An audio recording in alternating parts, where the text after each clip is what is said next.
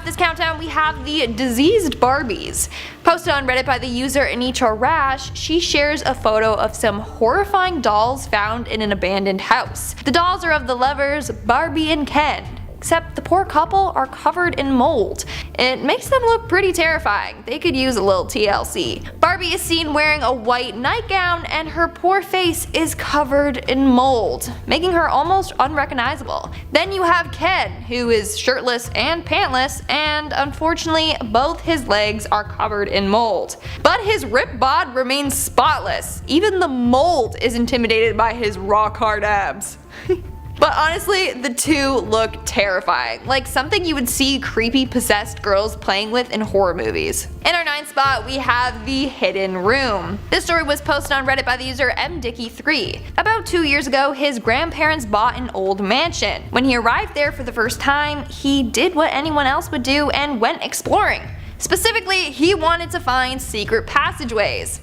Honestly, sounds like me. I would love to go on an adventure trying to find secret passageways. Well, he was upstairs checking out an old bookcase built into a wall when he noticed a small latch on the bookcase. Of course, when he pulled on the latch, it opened up to reveal a hidden room.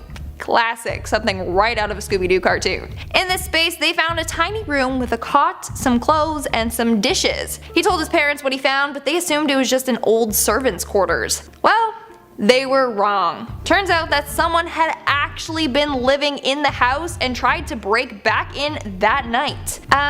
Ever heard of squatters' rights? It probably technically is his property now, depends on how long he was in that room for. In our 8th spot, we have Lennox Castle. The Lennox Castle, located in Scotland, was built in 1812 for John Lennox Kincaid, the distant relative of some well-known earls of Lennox. It's said that this mansion, often referred to as a castle, was his home for quite some time. Then in 1927, it was converted into an asylum for the mentally ill. A couple years later, during World War II, it was turned into a hospital. As a result, the mentally ill patients were transferred to another area in the building. But this didn't go too well. Apparently, there would be a lot of fights between patients. In fact, during one fight, a lot of the staff and patients ran from the hospital. The patients that didn't escape were then locked inside. The hospital was vacated by the 1980s, and in 2002 it was abandoned completely. Now it's said that if you enter the mansion and go to the area where the patients were kept, you'll be able to see blood and scratch marks all along the walls from them fighting and trying to escape. Coming in at number 7, we have the creepy statues. Posted on Reddit by the user sketch_crush, they described a massive mansion that was for sale in their area. Apparently it was built about 100 years ago and the original owner killed himself in it. Now it's believed to be haunted by his soul. After that incident, the mansion was vacant for years. Finally, it's back on the market. Now, what's creepy about this mansion, besides its already terrifying history, is the fact that there are large amounts of creepy statues and stone carvings in and around the house. Like on the upper half of the mansion, a window is replaced by a statue of a creepy old man in a cloak. That just makes the home that much more terrifying. But if it hasn't sold already, go check it out and you can buy it. It could be yours. Moving on to number 6, we have the Witch's Mansion. Seth Lawless, photographer and explorer, went on a trip exploring a bunch of supposedly haunted abandoned mansions. One he came across was this one in Milan, Ohio. He claims that this mansion is where local witches would practice their craft. To make things creepier, it's said that the original owner of the mansion, a witch herself, was buried right underneath the front porch. First off, whenever I hear the word witch, I think of a green-skinned old lady with a black hat and a broomstick. Am I the only one? But no, not all witches are evil, so maybe it was a friendly witch casting nice spells, not one that on the strike of midnight will rise up out of her grave from under the porch. We are now at our 5th and halfway mark with the Hooley Mansion. This is another mansion that was explored by Seth Lawless. This mansion, located in Texas, used to be a bed and breakfast in the 70s, but it's also apparently where numerous strange deaths have occurred. Now, here's the thing. If you Google this mansion, nothing turns up. We don't know the location of this house or anything. The only photos of it are the ones that Lawless has taken. Either he made up the name and story, or the identity and real name of the house are kept a secret to prevent looters and vandals. But it's more fun to think that it's a real haunted house where you'll die if you stay the night. Coming in at number 4, we have the locked away mansion. A pair of urban explorers were out touring an abandoned mansion when they came across something very, very strange and creepy. All of the bedroom doors locked from the outside, and the windows were bolted from the outside. So if someone wanted to, they could lock you in that room and you would have no way to escape. Not only that, but some of the doors had deep scratches on it, as if someone was clawing at the door trying to escape. So I don't know what went on in that house. I lied, I do. It's probably someone would lock their victims in the rooms and then torture them. Moving on to number 3, we have the crawl space. Upon moving into a new mansion with her kids, they found a crawl space in one of the bedrooms. But that's not the scary thing. In the crawl space, they found a box containing old Ken dolls. But these Ken dolls had their hands melted together and razor blades sticking out of their arms. So either the previous family had a child who is growing up to be a killer, or some sicko made these dolls for kids to play with. Or it's Sid's house from Toy Story. Either way, I don't want to meet the person that made those dolls. In our second spot, we have Chateau Miranda. This mansion was built in 1866 for the family Lyda Kirk Beaufort. They lived at this home until World War II. Then it housed sick and orphaned children until 1980, which is when it became abandoned. According to local urban explorers, they found a creepy room in the mansion filled with old and dirty children's toys, like dolls, balls, and even a jack-in-the-box that was rusty but still worked. In one of the hallways, there was also an abandoned tricycle right smack in the middle of it. Yeah, that's a sure sign to leave the mansion. We don't need no shining jigsaw stuff going down with that thing. Then it said that the landlord burnt down the mansion in 2017. Why? Probably because it was haunted. And in our number 1 spot, we have Cheoney No 81. Completed in 1910, the Cheoney No 81 mansion was originally built as a church for British residents in Beijing. Then in 1949, it was home to a high-ranked official and his wife. But he ended up leaving her and fleeing to Taiwan. As a result, the grief-struck woman hung herself from the rafters of the mansion. Now it's believed that her spirit haunts the abandoned home. Apparently, some people moved into the house a while later and then fled a few days later, terrified. There have also been stories of unexplainable disappearances connected to the house. Like the time 3 construction workers working on a nearby house got drunk and decided to break into the mansion. They were never seen or heard from again. It's also said that during summers, it's always shockingly cold around the mansion. Starting off this countdown, we have the Den of Snakes. Some abandoned locations are more dangerous than others. You really don't know what you're getting into when you enter them. Maybe the floors will just give in under your feet. Or in this case, maybe you'll be greeted by some slithery friends. A group of urban explorers visited an abandoned mansion in their town, and when they got inside, they found a family of snakes living underneath the couch. Even if they were harmless, I don't want those things lurking anywhere near me, no thank you. But it could have been worse. Could have been a den of poisonous snakes. Moving on to number 9, we have the Somewhere House. A pretty famous abandoned home for urban explorers is called the Somewhere House. It was named by the person who discovered it. Obviously, he didn't want to expose the location of the house, so he just titled it Somewhere. Now it's been named the Mid-Century Time Capsule House, because if you enter this house, you feel like you've been transported back in time to the 1960s and 70s. The style and decor of the house reflects those time periods. So back in 2015, the urban explorer Freaktography was searching this house when he came across a safe in one of the rooms. Hoping to find money or valuables, he opened it up. But what he found scared the crap out of him. In the safe was a note that read, "Danger, MK1 hand grenade inside. This is not a joke. Bob Jr." And sure enough, the grenade was still there. The explorer then carefully closed the lid and got the heck out of there. Definitely don't want to risk setting that baby off. I just want to know why there was a grenade in the safe in the first place, and who is Bob Jr.? In our 8th spot, we have the Well. Some fancy mansions have a full bar in their basements. Others have a nice home movie theater. But this old abandoned house had something quite different in their basement. A well. Now, in pre-1940 homes, you may find this to be a thing, but there was something off about this well. For starters, the well was blocked off by a trap door, as if someone was thrown down there and then the well was sealed off so they couldn't get out, or so that visitors couldn't hear their screams for help. Or it was blocked off so that Pennywise can't crawl back out of there. In our 7th spot, we have The Spirit Lives. Back in 2015, YouTuber and urban explorer Freaktography was exploring abandoned homes in Ontario. While in southwestern Ontario, he found a mansion with some very unsettling things. So in this house, he found an old box with the words "The Spirit Lives" written on it. Inside of it were dozens of photos of an old dead woman lying in her casket. Now, I know that back in the day it was a tradition to send loved ones photos of the dead in their caskets if they couldn't attend the funeral, but those photos are just so unnerving. Also in the box were condolence cards and programs from the funeral service. I mean, what makes it so creepy is how the box was labeled "The Spirit Lives." Makes it seem like if you open this box, then her soul is just going to escape. Making our way down the list, number 6, we have the mannequin.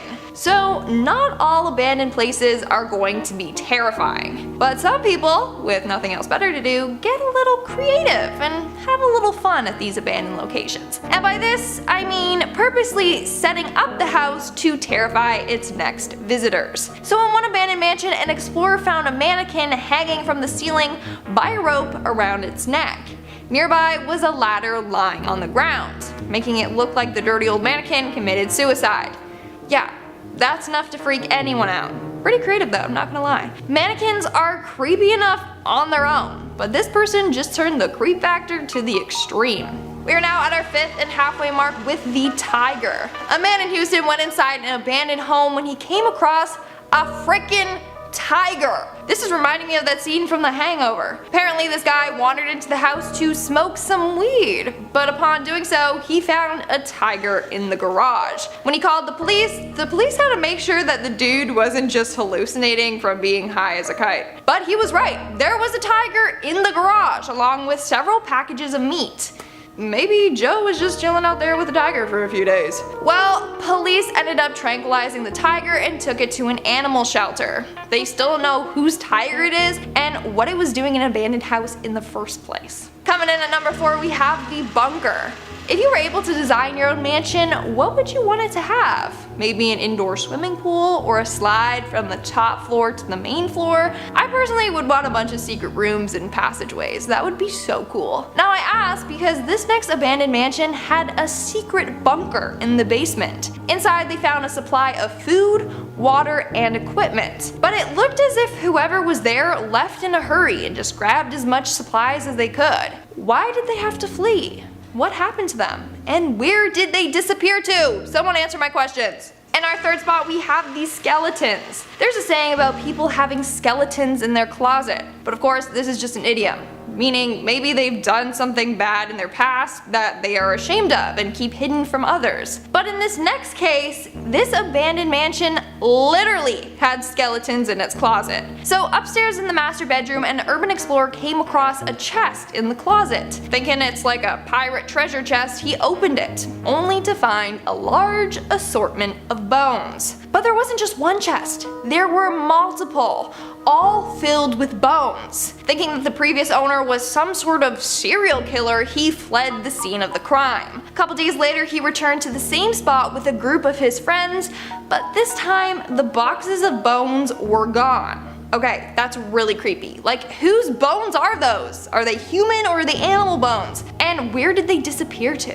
In our 2nd spot, we have the Resident. A group of urban explorers decided to go check out an abandoned mansion in their town. The mansion was badly vandalized and as creepy as they expected it to be. However, after looking around the house for quite some time, they saw someone run by one of the doors. Thinking that someone was living in the old abandoned mansion, they fled.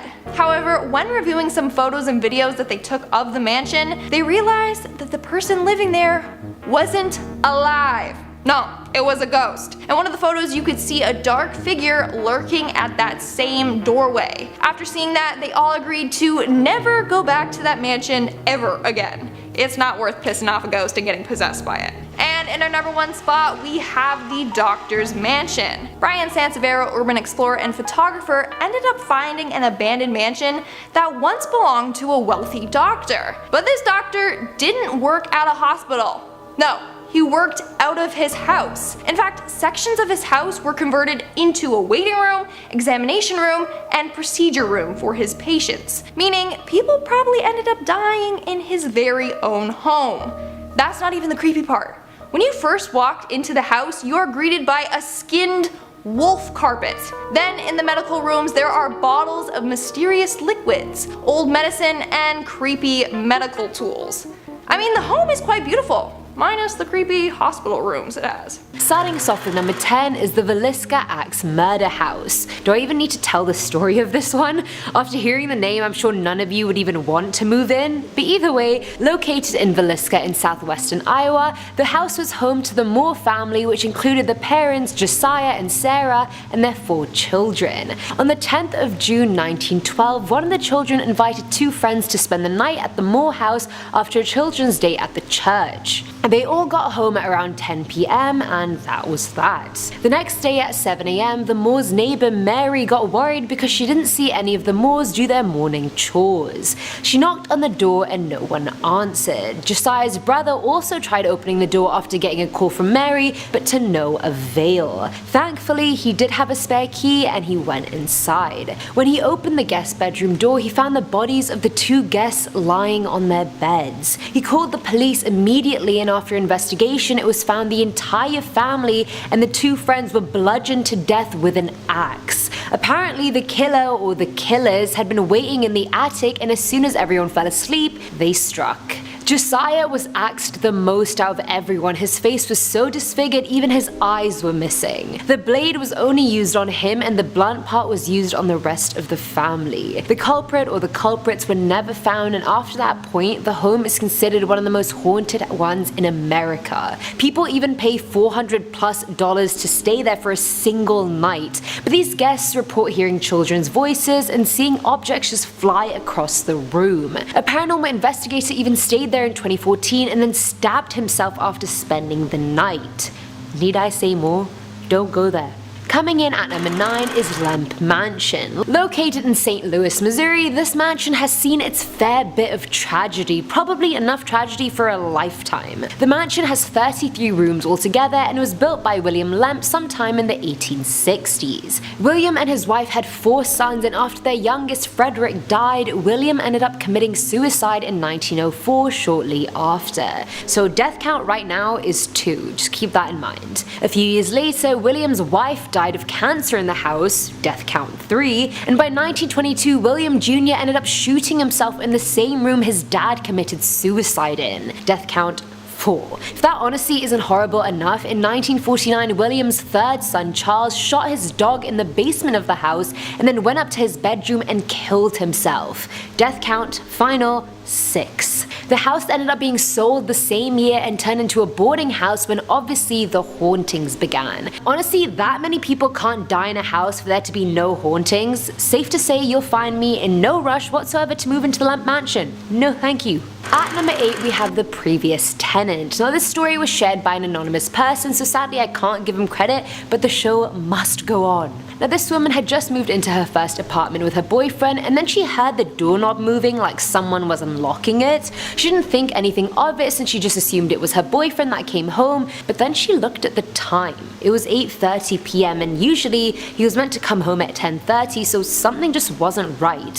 She looked out the window and she couldn't see his car or anything, and that's when she started to panic. Someone kept trying to open the door, but it wasn't working. A few minutes later they stuck some metal between the door to try and pry it open, and that failed as well. The girl was freaking out at that point like anyone would, and so she called 911 and hid in her bathroom with a knife. Good call. Honestly, always arm yourself. I've never been in this position, but I would arm myself too. The person tried to pry the door open for at least 30 minutes before giving up, and when police got there, they found an old man roaming the area with a crowbar and a knife. Apparently, he was the old tenant of the apartment, and he wanted all his stuff back that the new couples had apparently stole. They didn't steal anything, he was just very, very delusional, and if I was her in the bathroom, I would literally be sending my last text messages to all my loved ones. Just imagine being at home, hearing someone trying to come into your house and kill you and take your stuff. Filling our number 7 slot is the Bell Witch Farm. Now this is more legend than it is confirmed, but I feel like there are just way too many intricate details in the story for it to just be mere folklore, but let me know what you guys think. Located in Robertson County, Tennessee, John Bell Sr. lived on his farm with his family, and this story focuses on just friendly neighborly war gone very, very wrong. Now John's neighbor Kate Batts believed he had cheated her out of quite a bit of land, and clearly she was determined to stay salty about it forever because while on her deathbed she promised to haunt John for the rest of her life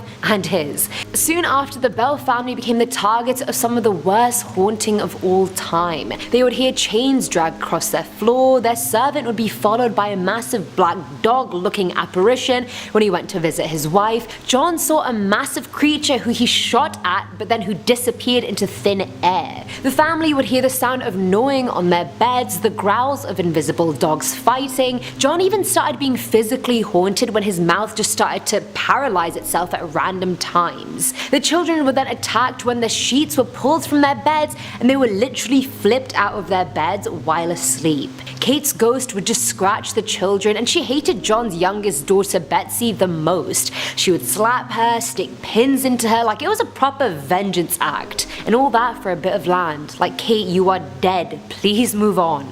Now at number 6 is the Joshua Ward House. Located in Essex County, the house belonged to Sheriff George the Strangler Corwin back in the day. And he may not ring a bell, but he was the high sheriff of the county during the Salem witch trials, and I feel like everyone knows what that is. He was known throughout the country to strangle the accused by tying necks and heels, which basically means he would force the person's body into hoops, and then he would rope their neck to their feet until blood came gushing out of their mouth and their nose. Everyone honestly hated this man. He even stoned an 8-year-old farmer to death who refused to stand trial for witchcraft. He's 80 years old.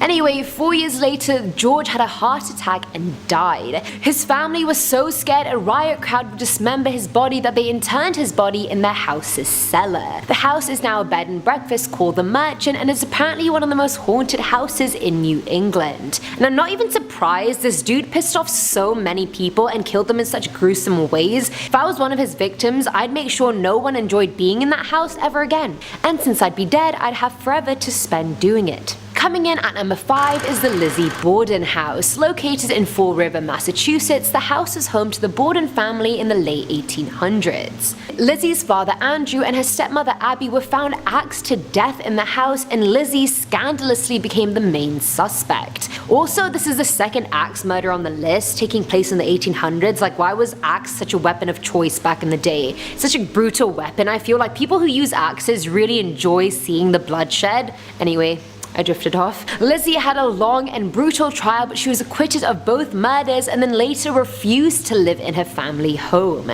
Lizzie and her sister Emma moved into another house they named Maplecroft, and she lived there until she died. These days, the house operates as a bed and breakfast, and funnily enough, the most requested room to lodge in is the room where Abby's body was found. You people are freaks! Apparently, guests have heard a maid screaming for help late at night and the cackling of Lizzie. Her axed parents' ghosts are also known to wander around the property. If any of you guys been there, let me know. And why are all these murder houses being turned into bed and breakfasts? Surely there's better property than that. Surely.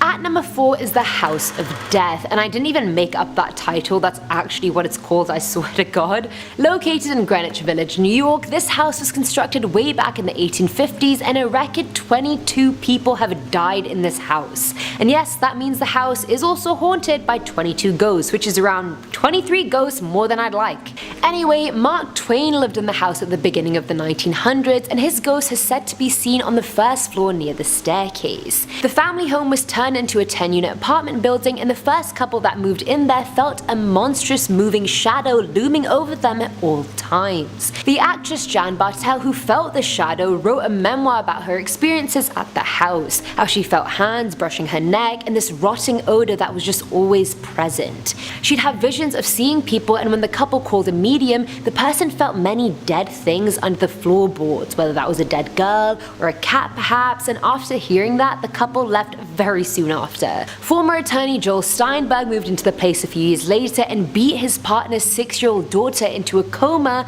after which she died. Residents have seen the ghosts of that little girl, another lady in white, another one in black, a grey cat, and just many, many more. Safe to say, unless these 22 ghosts are paying rent, I'm not sharing a house with them. Thank you, next. Filling our number 3 slot is the Los Feliz Mansion. Why do so many bad things happen at mansions? Like, do rich people just attract murder? I'm very confused. Anyway, the mansion is located on a hilltop in LA, and boy, oh boy, does it have a brutal past. During the 1950s, the mansion was owned by Dr. Harold Perelson, his wife, and their 3 children. On the night of December 6, 1959, something came over Harold that people are still unable to explain 50 years later. He went downstairs and beat his wife to death with a hammer. He then moved on to one of his daughters and severely beat her too, but thankfully not to death. After these random acts of violence, Harold decided to commit suicide by drinking a mix of acid, water, and tranquilizer pills. After the horrific incident, the mansion was bought a year later as a storage site, but no one lived there for the next 50 years. Neighbors remember seeing the couple who bought the house move boxes into the mansion, but they never stayed the night. The couple's son Rudy inherited the house, and although he has no plans to sell it, he still has no plans to live there either. No one has been invited into the home after the murders, but trespassers and adrenaline junkies do come there. Like, they have picnics in the decaying garden. They've even tried to break in. And the real reason they want to see it is because the Perelsons' furniture is all still in there. Like, if you look through the window, you can see the 50s style TV, a Christmas tree with gifts underneath it, and it's just exactly the same as it was that fateful night, except covered in dust and death. Now, people speculate Harold did it because of financial troubles, while others say they found documents of him having been secretly hospitalized in his past. Whatever the case, his children actually survived the ordeal and haven't been in the media since.